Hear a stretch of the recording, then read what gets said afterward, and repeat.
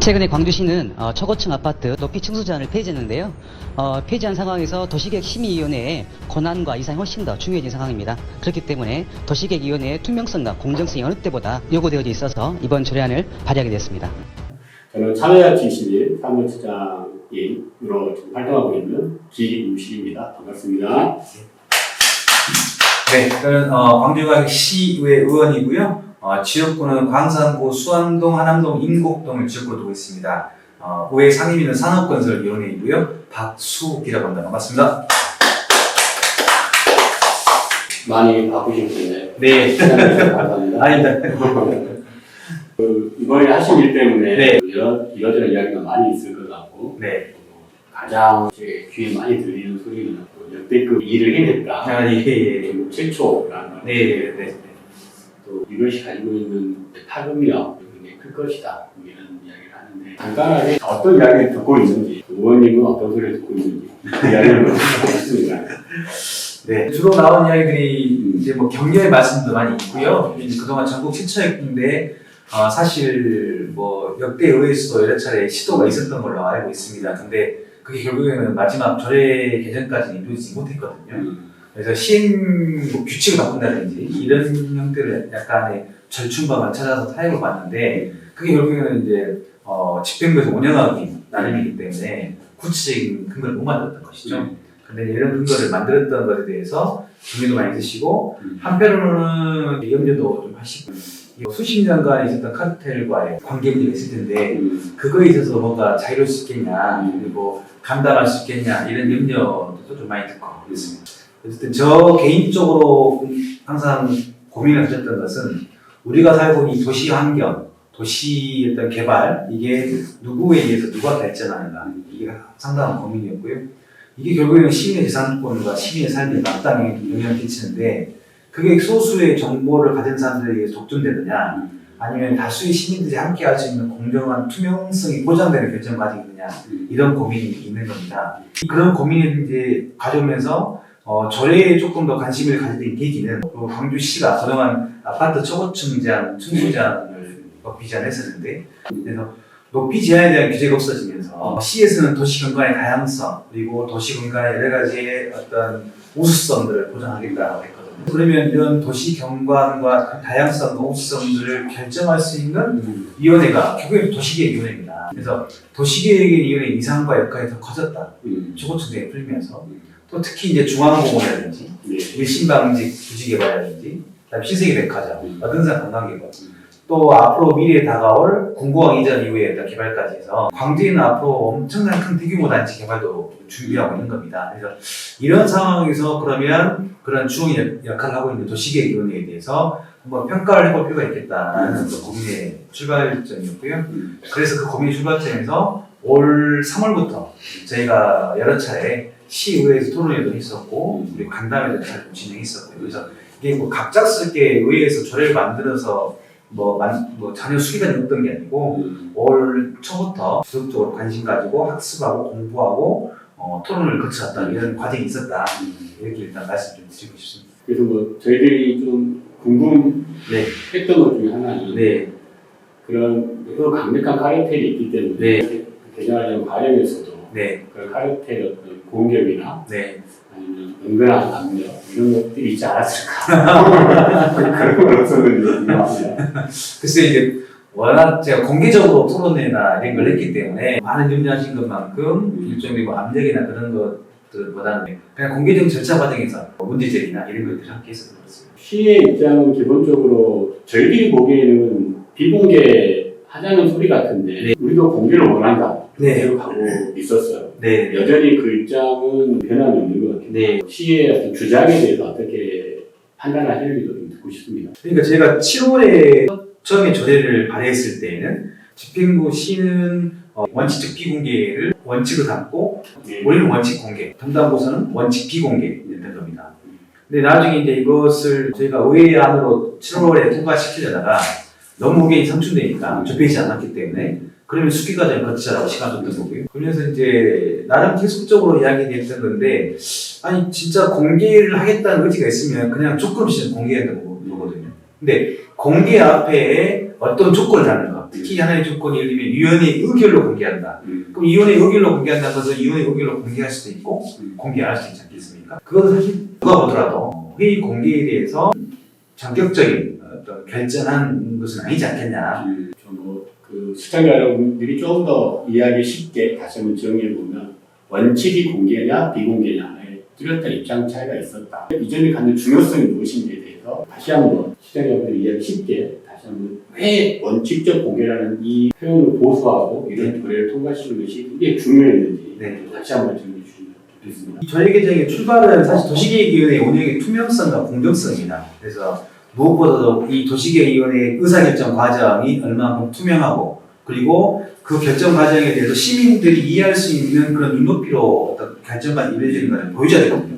그러려면 이게 투명하게 공개돼야 한다는 겁니다. 원칙적으로 공개하자. 개정안이긴 하지만 약간 독소조항이 있다는 생각을 했습니다. 부동산 투기라든지 그거는 뭐 당연한 개인정보에 대한 그것도 것들, 당연한 거고. 그다음에 행정의 절차나 이런 어떤 과제 진행. 그렇죠. 그러니까 행정이 절차 과정에 있는 경우들에 시민이 충분히 했다고 판단하기 어렵고 진행 과정 중에 있는 것들에 대해서는 비공개할 수 있다. 이 두 개의 조항이 실질적으로는 공개 원칙을 담았지만 행정이 마음만 먹으면 비공개로 돌릴 수 있는 조항 아니냐 이런 평가도 있습니다. 저는 사실 이제 조금 아쉬운 부분이 있을 수 있습니다. 이제 처음에 제가 조례를 준비했을 때는 시장이 필요하다고 인정하는 경우를 비경구에서를 담지 않았거든요.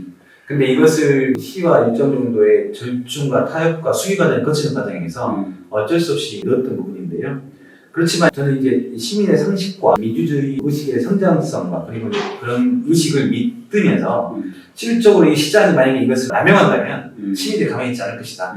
왜냐하면 앞으로 이 공개를 원칙으로 했기 때문에 비공개 사항은 무조건 이제 공개를 해야 되는 이유를 밝혀야 됩니다. 왜 비공개하는지에 대해서 저는 뭐 그런 부분들은 충분히 상식적으로 우리가 예방할 수 있지 않겠는가 생각합니다. 행정의 진행 과정에 대한 부분들은 물론 모든 것이 다 진행 과정이라고 생각하고 있겠지만 중요한 것은 그 도시계획위원회 의사결정 과정에 있는 것들은 일정 정도의 보호가 필요하니까 그럴 수 있거든요. 이것도 역시 남용해서 모든 걸 갖다가 행정의 진행 과정이라고 얘기해버리면 그건 역시 이빨 자르지 못할 것이다 생각이 들고요. 어쨌든 이게 지금 전국의 최초 조례이기 때문에 그동안 여러 염려들이 많이 있습니다. 최소한의 안전지를 담아놓는 거고 이것을 진행하다가 여러 조항의 독소조항이라는 것들이 이제 어느 정도 건강대가 이루어지면 다시 그에 대한 개정이 필요하고 또 만들어지지 않을까 생각됩니다. 그런 과정 중에 있는 것이 현저하게 공익을 해칠 우려가 있는지에 대한 판단을 내려야 하고 현저하게 공익을 해칠 우려가 없음에도 불구하고 시기 중의 사안이란 만큼 무조건 비공개하겠다는 것은 사실 불가능한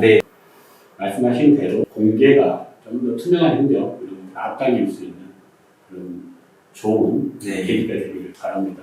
앞서 말씀드린 것처럼 올해 초부터 토론회 과정을 했었고 그리고 조례를 만들 때부터 고민이 많이 있었습니다. 왜냐하면 그동안의 운영과 관련된 익숙함과의 어떤 일종의 싸움이기 때문에 그것이 있든 조례 법적 문제도 있지만 관계 문제도 사실 있거든요. 그래서 이 관련된 사람과의 어떤 관계 문제, 인연에 대한 문제 이런 속에서 어떻게 이걸 풀어야 되고 설득해야 될지 있었고요. 그리고 7월달 한 달 저희가 통과시키지 않고 한 달 정도 수기 과정을 거치면서 여러 또 우리 동료 의원님께 다들 처음에는 적극적으로 동의를 다 해주시는 분들이 100%는 아니었습니다. 근데 그분들께 이 취지에 대해서 설명해 드리고 또 함께 또 이렇게 적극적으로 좀 할 수 있도록 또 권유하고 또 설득하고 이런 과정들이 좀 상당히 오래 걸렸다 생각보다. 사실은 개정된 조례가 통과가 되기 쉽지 않다고 봐요. 그게 아무래도 거센 저항이 분명히 있을 거고 민주당 일색인 현 시의회에서 본회의에 상정됐을 때 부결될 수도 있지 않나 이런 우려도 기존에 굉장히 많았어요. 그래서 그렇게 생각해보면 이런 식의 과정을 보여주는 것 이런 것이 또 시의회의 필요성이라는 것을 시민들에게 느끼게 되는 계기였다. 그런 점에서도 이번 도시계획위원회 개정 조례안의 통과가 굉장히 중요하고 다른 걸 떠나서 그래도 이 사안을 처리하는 과정에서 시의회가 보여준 모습에 대해서는 칭찬하고 싶다. 이 말씀을 다시 한번 전하고 싶고요. 그 시 쪽에서 약간 거세게 저항했던 배경 한 차례 일단 공전됐었고 그래서 상당한 시간을 갖고 다시 시와 시의 수기를 거쳐서 또 안을 만들어서 그 안이 나온 거잖아요. 네. 그러면 시가 그 안을 수용했기 때문에 그게 이제 안건에 상정이 된 건데 그 안에 대해서 동의해놓고 사후적으로 다시 제의를 요구한 거잖아요.